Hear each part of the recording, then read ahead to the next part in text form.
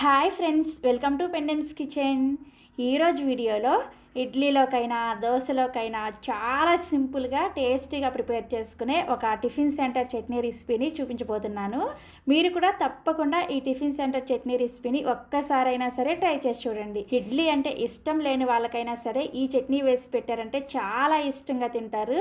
మళ్ళీ మళ్ళీ ఈ చట్నీ కావాలని అడుగుతారు, అంత టేస్టీగా ఉంటుంది. సో ఇక ఏమాత్రం ఆలస్యం చేయకుండా టిఫిన్ సెంటర్లో ప్రిపేర్ చేసే సింపుల్ అండ్ టేస్టీ చట్నీని మనం ఇంట్లోనే ఎలా ప్రిపేర్ చేసుకోవచ్చో వీడియోలోకి వెళ్ళి చూసేయండి.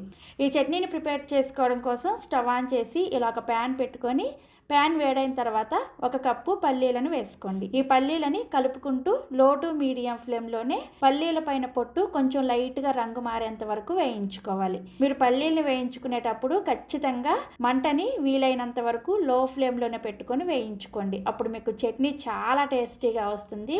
అప్పుడే మనకి పల్లీల లోపల గింజ కూడా చక్కగా వేగుతుంది అనమాట.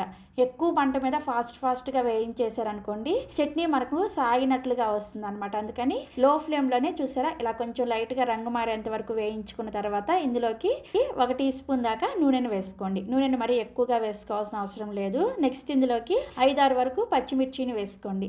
పచ్చిమిర్చిని మీరు తినే కారానికి తగ్గట్టుగా ఎక్కువ తక్కువ కూడా వేసుకోవచ్చు. అదేవిధంగా కొంచెం లైట్గా పండిన మిర్చి ఉంటాయి చూసారా, వాటిని వేసుకున్నారంటే చాలా టేస్టీగా ఉంటుంది చట్నీ. పండిన మిర్చి లేకపోతే నార్మల్ పచ్చిమిర్చిని వేసుకోండి. నెక్స్ట్ ఇందులోనే 1 కప్పు వరకు పచ్చి కొబ్బరి ముక్కల్ని వేసుకోండి. అలాగే 1/2 కప్పు పుట్నాల పప్పుని వేసుకోండి.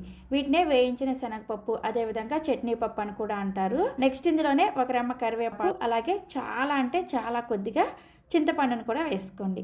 ఇవన్నీ వేసుకున్న తర్వాత ఎక్కువసేపు వేయించకూడదు. మనం కొబ్బరి అలాగే పుట్నాల పప్పును వేసుకున్న తర్వాత జస్ట్ 1 నిమిషం పాటు మాత్రమే లో ఫ్లేమ్లో వేయించుకోవాలి. సో ఇలా 1 నిమిషం పాటు వేయించుకున్న తర్వాత ఇందులోకి 3 లేదా 4 పొట్టు తీసేసిన వెల్లుల్లి రెబ్బలను వేసుకొని ఒకసారి కలిపేసి స్టవ్ ఆఫ్ చేసేసి ఈ చట్నీ మిశ్రమం మొత్తాన్ని కూడా పూర్తిగా చల్లారనివ్వండి. మనకి చట్నీ మిశ్రమం చల్లారేలోపు చక్కగా మనం చట్నీకి తాలింపు పెట్టేసుకుందాము. తాలింపు కోసం తాలింపు గిన్నెలోకి 1 టీ స్పూన్ దాకా నూనెను వేసుకొని వేడి చేసుకోండి. నూనె వేడైన తర్వాత ఇందులోకి 1/2 టీ స్పూన్ ఆవాలు, అదేవిధంగా 1/2 టీ స్పూన్ జీలకర్ర, 1 ఎండుమిర్చిని, 1 రెమ్మ కరివేపాకును కూడా ఇలా ముక్కలుగా తుంచుకొని వేసుకొని ఈ తాలింపుని లో ఫ్లేమ్లోనే చక్కగా వేయించుకోవాలి.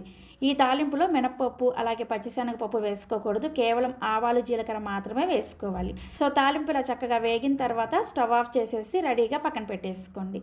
సో మనం ముందుగా వేయించుకున్న ఈ చట్నీ మిశ్రమం పూర్తిగా చల్లారిన తర్వాత మిక్సీ జార్లోకి వేసేసుకొని ఇందులోకి రుచికి సరిపడా ఉప్పుని అలాగే చట్నీని గ్రైండ్ చేసుకోవడం కోసం అవసరమైన నీళ్ళని కొద్దిగా వేసుకుంటూ చట్నీని చూసారా ఇక్కడ నేను మీకు వీడియోలో చూపిస్తున్న విధంగా గ్రైండ్ చేసుకోవాలి. ఇలా గ్రైండ్ చేసుకున్న చట్నీని ఒక గిన్నెలోకి వేసేసుకొని ఇదే మిక్సీ జార్లో కొద్దిగా నీళ్ళని వేసుకొని చట్నీలో వేసుకొని చట్నీని కొంచెం పల్చగా ప్రిపేర్ చేసుకోండి.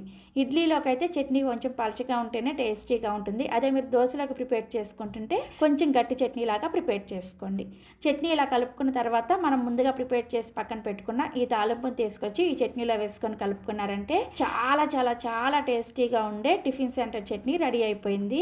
చాలా సింపుల్గా చేసుకోవచ్చు. ఇలా ప్రిపేర్ చేసుకున్న ఈ చట్నీని నేనైతే వేడి ఇడ్లీతో సర్వ్ చేసుకున్నాను. టేస్ట్ అయితే నెక్స్ట్ లెవెల్లో ఉంది. తప్పకుండా మీ అందరూ ట్రై చేసి తీరాల్సిందే, అంత టేస్టీగా ఉంది. మీలో ఎవరికైనా మిక్సీ జార్లో అదేవిధంగా గ్రైండర్లో రుబ్బుకున్న ఇడ్లీ పిండితోటి మెత్తటి స్పాంజ్ ఇడ్లీని ఎలా ప్రిపేర్ చేసుకోవాలో చూడాలి అనుకుంటే ఈ వీడియో కింద డిస్క్రిప్షన్లో ఆ 2 లింక్స్ కూడా ఇస్తాను, ఒకసారి చెక్ చేయండి. మన ఛానల్లో చాలా మంది ఆ ఇడ్లీ రెసిపీస్ అన్ని ట్రై చేసి మంచి ఫీడ్బ్యాక్లు ఇచ్చారు. ఇడ్లీ వీడియో ఒకసారి చూసారంటే మీరు చక్కగా పర్ఫెక్ట్గా ప్రిపేర్ చేసేసుకోవచ్చు. సో చూసారు కదా, తప్పకుండా మీరు కూడా ఈ టేస్టీ చట్నీ రెసిపీని ట్రై చేయండి. ట్రై చేసి టేస్ట్ చేసిన తర్వాత మీ ఫీడ్బ్యాక్ని నాతో తెలియచేయండి. అలాగే మరిన్ని Emmy and tasty hotel secret breakfast recipes కోసం మాత్రం పెండెమ్స్ కిచెన్ని సబ్స్క్రైబ్ చేసేసుకోండి. Thank you.